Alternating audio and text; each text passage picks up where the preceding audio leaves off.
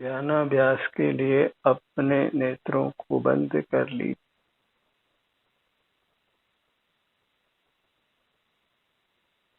स्वावलंबन से रहना ही ध्यानाभ्यास है।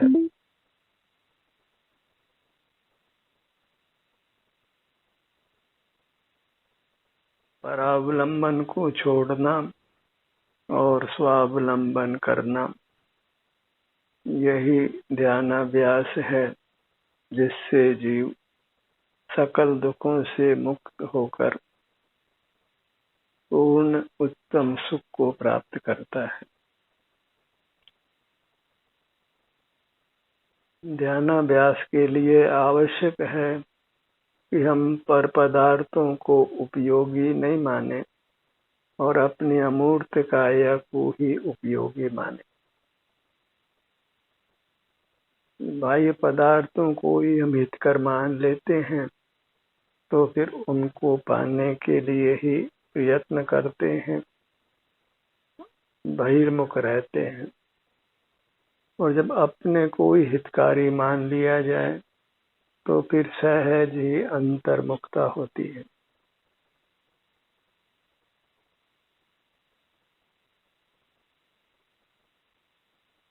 पर पदार्थों से हित नहीं होकर अहित होता है। इसी कारण से साधु संत पर पदार्थों का त्याग करते हैं और ध्यान में स्थित होते हैं।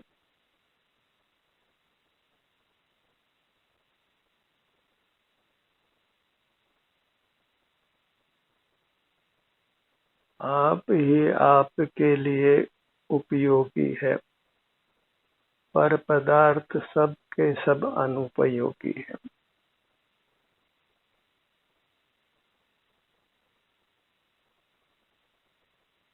एक पदार्थ को दूसरा पदार्थ अशुद्धता का कारण है, शुद्धता का कारण नहीं है। पर पदार्थों से बंधन ही होता है, मुक्ति नहीं होती, और बंधन ही दुख रूप है।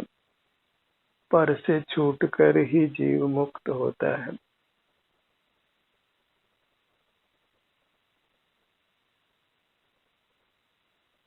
पर पदार्थों को अनुपयोगी जानकर ही साधु जंत सकल परिग्रह का त्याग करते हैं, महाव्रती होते हैं।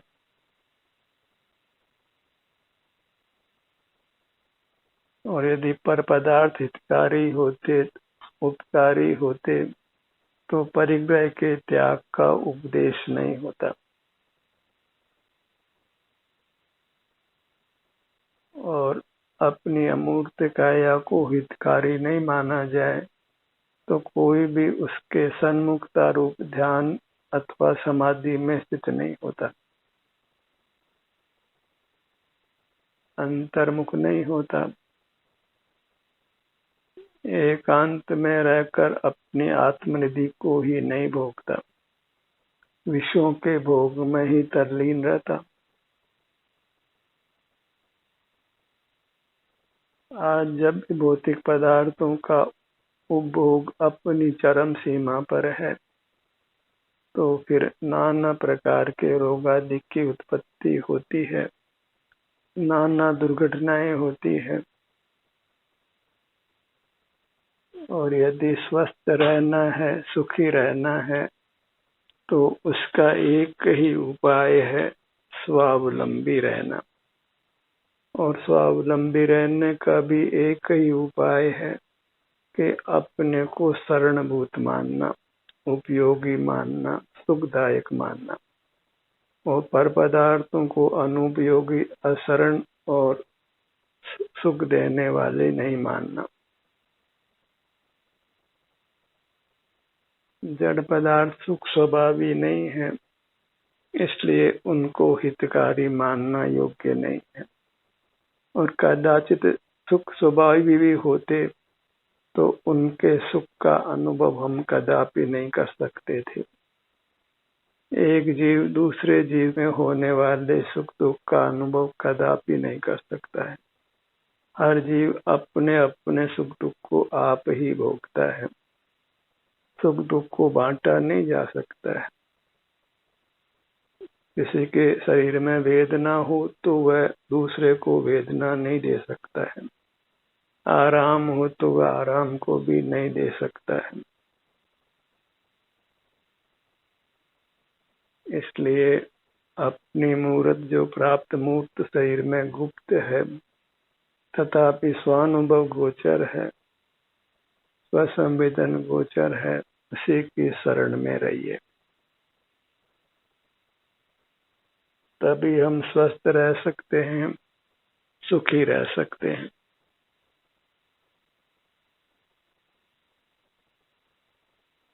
और उसके लिए फिर भौतिक सामग्री की विशेष आवश्यकता नहीं होती। सुखी होना है तो सिंपल लिविंग पर आना ही होगा। मितव्ययिता सीखनी होगी।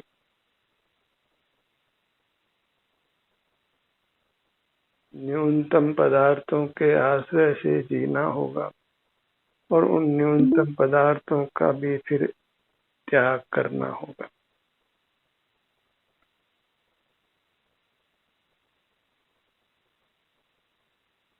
जब अपना ध्यान हम अपने पास लाते हैं, अपने सन्मुख होते हैं, तो हमें निराकुलता का अनुभव होता है, सुखद अनुभूति होती है, शांति का अनुभव होता है। तो उससे ये निर्णित हो जाता है कि आप ही सुख देने वाला है। अपने सन्मुख होने से ही सुख होता है और पर सन्मुख होने से पर को पाने में तो फिर 99 का पेड़ लगता है, कहीं संतुष्टि नहीं होती। संतुष्टि केवल अपने को पाकर हो सकती है।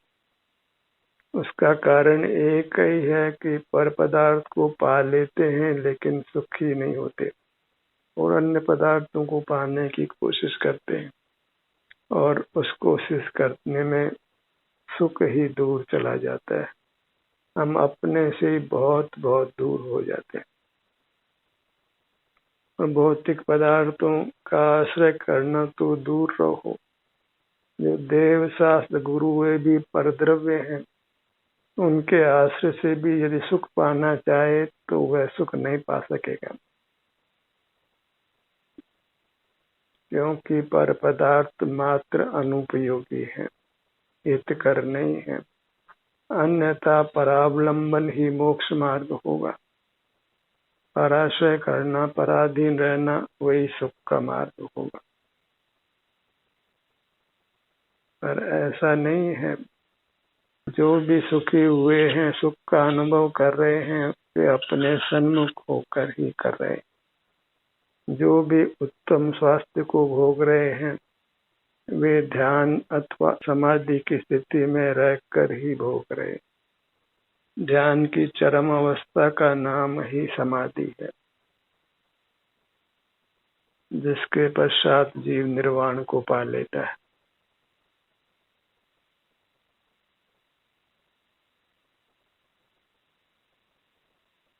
अपना मुख अपनी ओर कीजिए,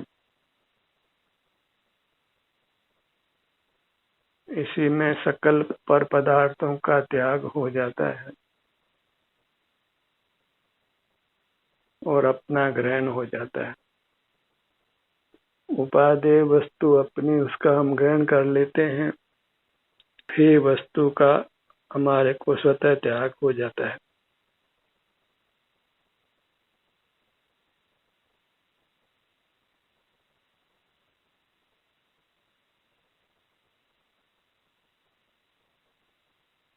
जब हमें बुद्धि प्राप्त हुई है तो उस बुद्धि का सदुपयोग करिए। उस बुद्धि में यह निर्णय करिए कि पर है, उसके आश्रय से, परावलंबन से सुख नहीं हो सकता है। और स्व है जो अपनी अमूर्त काया है, जहाँ ये मैं हूँ ऐसी प्रतीति स्वमेव होती है, उसी के सन्मुख रहकर सुख का अनुभव करिए। पर का त्याग और निज का ग्रहण करना वही ध्यान है, वही समाधि है, वही मोक्ष का मार्ग है। और इतना निर्णय होने के बाद फिर तो हम नेत्र बंद कर अपने ध्यान को अपने शरीर के विभिन्न अंगों पर सुगमता से लगाकर रह सकते हैं। क्योंकि जो भी हम काम करते हैं पहले उसकी हमको श्रद्धा होना चाहिए। श्रद्धा के बिना उस वस्तु का अंगीकार नहीं होता, उसका विश्वास होना चाहिए। उसी को हम आत्मविश्वास कहते हैं। अपने में विश्वास, पूरा विश्वास। तो अवश्य ही जीव मुक्ति पाने में कामयाब हो जाता है, परमात्मा होने में कामयाब हो जाता है। सेल्फ रेस्पेक्ट, सेल्फ कॉन्फिडेंस जगाइए और फिर सेल्फ को पाने में ही रात दिन तत्पर हो जाइए। पेट तो पशु पक्षी भी भर लेते हैं और मनुष्य होकर भी बस पेट की चिंता में रहे तो फिर वह पशुओं से भी पक्षियों से भी बदतर है। कम खाना और गम खाना और मोक्ष मार्ग पर चलना वही हमारे लिए हितकर है। परिग्रह के अर्जन में दुख है, भोग में दुख है, रक्षण में दुख है। और इन सब में भी बड़ा परिग्रह इंद्रिय ज्ञान का है, मूर्त पदार्थों को देखने जानने का है। इंद्रिय ज्ञान में जब खड़े रहते हैं तो फिर बाह्य पदार्थ स्वतः ही हमको सुहावने असुहावने अनुभव में आते हैं और उनके प्रति फिर राग द्वेष उत्पन्न हो जाता है और फिर संसार की अमिट श्रृंखला शुरू हो जाती है। इंद्रिय ज्ञान की जितनी निंदा की जाए उतनी कम है। और दुर्भाग्य इसका निकाल का है कि उस इंद्रिय ज्ञान को ही जीव अपना ज्ञान स्वभाव मानता है, दोष को ही गुण मानता है। तो यह इस कलिकाल की ही विशेषता है।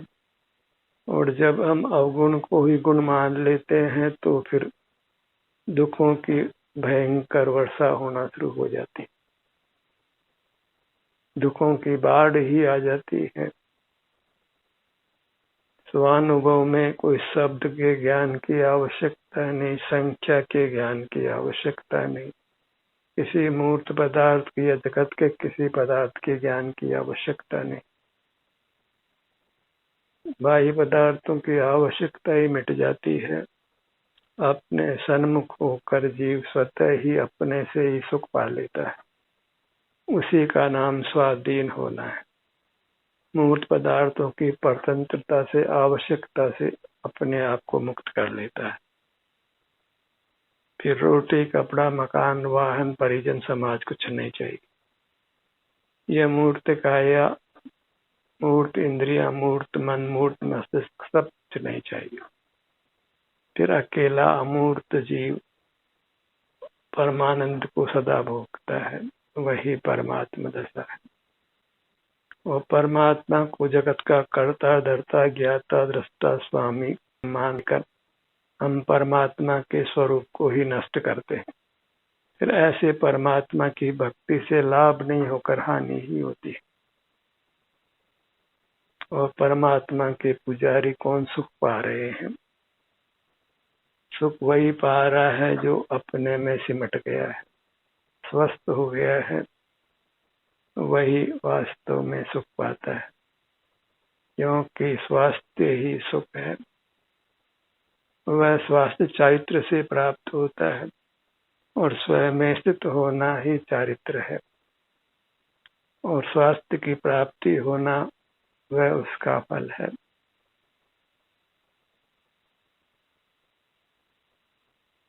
अपने में उपस्थित रहिए, इतना ही करना है अपने आप को रोगों से बचाने के लिए।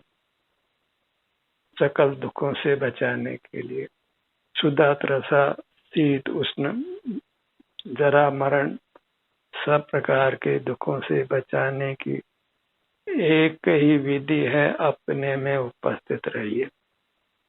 वही संयम है, वही साधक दशा है, उसी से जीव साधु होता है। और आज तो साधु के नाम पर केवल वेश ही रह गया है। धर्म अंगीकार करना, संयम अंगीकार करना माने वेश अंगीकार करना, और इस बात का प्रचार किया जाता है कि वेश के बिना मुक्ति नहीं होती। मुक्ति अंतर्मुखता से होती है, वेश से नहीं होती। और अंतर्मुख होते हैं तो फिर पर पदार्थ को हितकारी नहीं माना जाता है, तो सहज ही पर पदार्थों का ग्रहण नहीं होता है।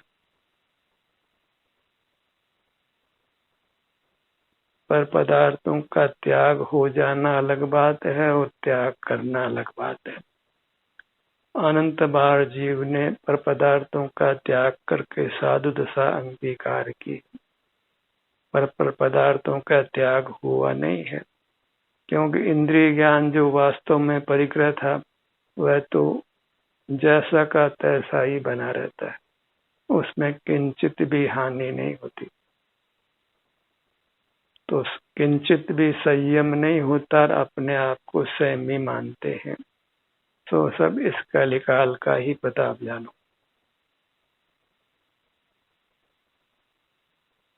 अपना मुख अपनी ओर रखिए। सही समझ होने के बाद फिर हम निरंतर अंतर्मुख रहने का प्रयत्न कर सकते हैं। उसमें फिर किसी की सहाय भी नहीं चाहिए।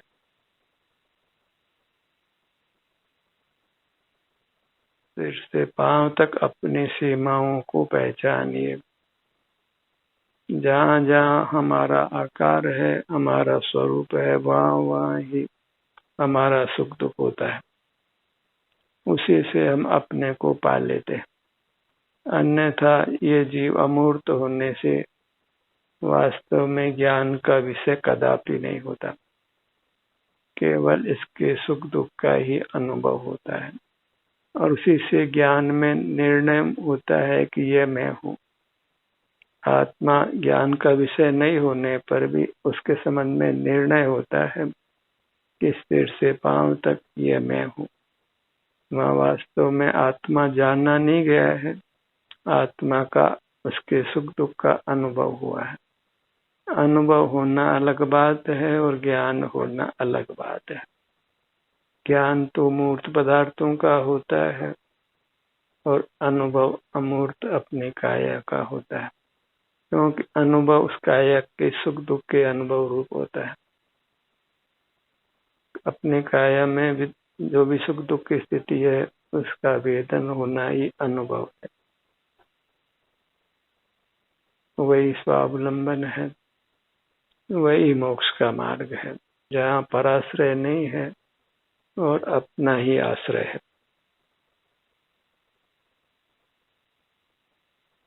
अपने सिर के भाग पर आइए।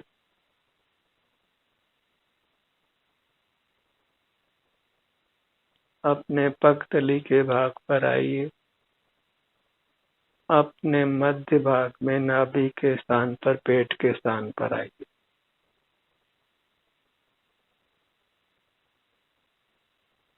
मध्य भाग, ऊर्ध भाग, अधोभाग,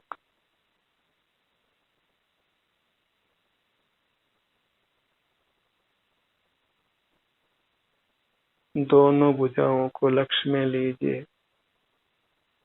अपनी सर्वांग में गहराई को भी महसूस कीजिए। अब यहाँ जो भी कुछ घटता है वह आपकी जानकारी में घटे।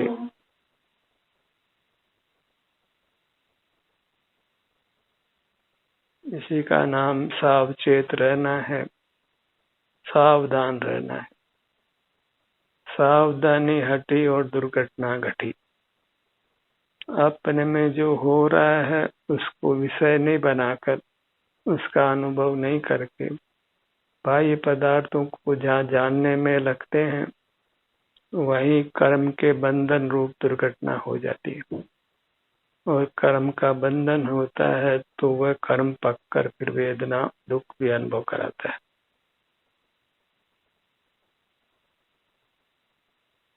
सावधानी बनाए रखिए, वही पुरुषार्थ का स्वरूप है। और सावधानी का छूट जाना वही प्रमाद है। वो प्रमाद वही पाप है।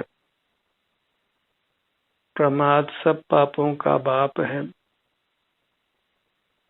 शिथिल रहना, अपने सन्मुख नहीं होना, यही अकर्मठता है जिससे जीव अपने सुख को नहीं पा सकता है। कर्मठ जीव ही सुख को पा सकते हैं और उसके लिए हमें अपना मुख अपनी ओर करना होता है। वही उत्तम कर्म है जिससे जीव परमात्मा पद को पाता है। पूरे चेहरे को अनुभव में लीजिए।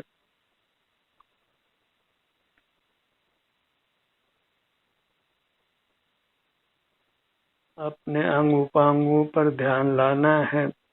यह श्रद्धा होने के बाद फिर हम स्वतः अकेले रहकर भी अंतर्मुख बने रह सकते हैं। इसलिए श्रद्धा को ही धर्म का मूल माना जाता है। और ये श्रद्धा नहीं है तो फिर अपने अनुभव रूप चारित्र भी नहीं है, फिर धर्म ही नहीं है। अपना मुख अपनी ओर रखना वह धर्म है। इसे नेत्रों को बंद रखना, अपना मुख अपनी सीमाओं में रखना और मौन रहना, इन तीन अंगों को अधिक से अधिक समय तक पालिए। उन्हें नेत्रों को बंद रखना, अपना मुख अपनी ओर रखना, अपने शरीर में जो कुछ घट रहा है सिर से पांव तक उसी का अनुभव करना और मौन रहना, पर परिचय में नहीं रहना, अपने को ही शरण मानना, मंगल मानना, उत्तम मानना, पर पदार्थों को मंगल शरण उत्तम नहीं मानना है। तभी हम पर पदार्थों से विमुख रहकर अपने सन्मुख रह सकते। और पर पदार्थों को हितकारी मान लिया जाता है तो खूब कमाओ खूब खाओ ऐसा भौतिकवाद पलता है। फिर पापों की संरचना ही होती है। फिर सिंपल लिविंग खत्म हो जाती है। सादा जीवन नहीं होकर भोग का जीवन शुरू हो जाता है। फिर जहाँ भोग है वहाँ रोग है, शोक है और मृत्यु है। आत्म के अहित विषय कसाय, विषयों को लक्ष्य करना फिर कसाय रूप रहना, उसी में आत्मा का अहित होता है। अपने सर्व अंग उपांगों को लक्ष्य में लीजिए और कदाचित बहिर्मुख रहना पड़ता है तो फिर अपने ड्यान को अपने सन्मुख अल्पकाल के लिए लाइए, लाना जरूर है। जैसे ड्राइवर कार के काम करते हुए हमें फिर अंतर्मुख भी होते रहना है और जो क्रिया करते हैं उस क्रिया को भी सावचेत रूप से किया जाए तो वह क्रिया भी फिर ध्यान बन जाती है। कुल मिलाकर हमें सिर से पांव तक अपनी मूर्त से बारंबार युक्त होने का प्रयत्न करना है। तभी हम मूर्त पदार्थों की पराधीनता से, उनके अवलंबन से अपने आप को मुक्त कर सकते हैं। तो मूर्त पदार्थों को हितकारी मानना छोड़िए और अपनी अमूर्त काया को हितकारी मानकर उसका आश्रय करिए। ध्यान का ये सत्र यहीं समाप्त होता है। आपकी सहभागिता के लिए धन्यवाद।